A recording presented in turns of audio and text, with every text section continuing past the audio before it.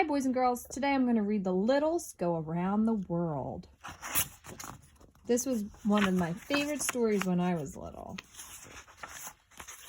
A whole lot of littles lived in the walls of Mr. and Mrs. Big's house, but they were so small, the Bigs never even noticed them. The littles only came out of the walls when the Bigs weren't around. Mr. and Mrs. Little spent lots of time in the Bigs' kitchen. So did Granny and Uncle Pete.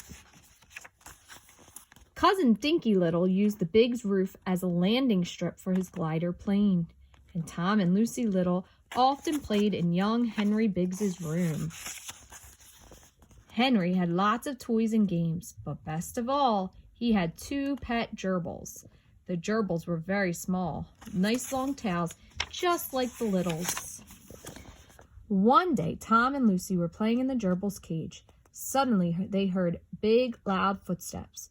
Quick as a wink, they hid under a pile of wood chips. A big hand picked up the cage and carried it out of the house. A car door slammed. An engine roared. Mrs. Big drove off with the cage, the gerbils, and 2 scared children. She drove all the way to Henry's school. "I've brought Henry's gerbils for a visit," she told the class. "You may keep them for a week." "Yay!" everyone cheered. Everyone except Tom and Lucy. "Uh-oh," they groaned as Mrs. Big waved goodbye and left. "We have to get out of here," Tom whispered. "But how?" Lucy asked. "The whole class is looking. They'll see us if we move." "Shh," Tom hissed. "I have an idea. Watch me and get ready to run." "Eek!" a girl yelled. "The gerbils are loose." Everyone turned to watch the animals dash across the floor. Everyone except Tom and Lucy.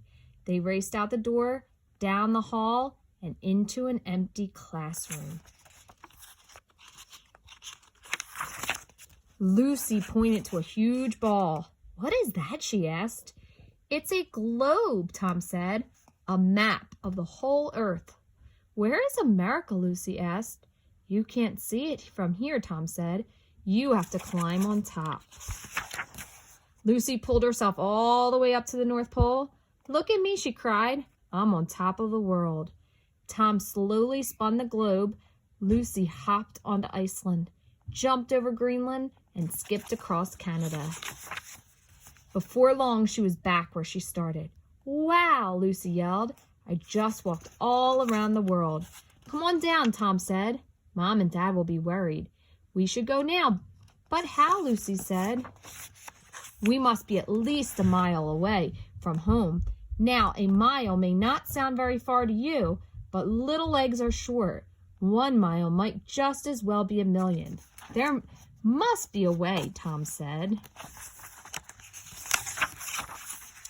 And sure enough, there was. "How did you find us?" Tom asked Cousin Dinky as they flew home.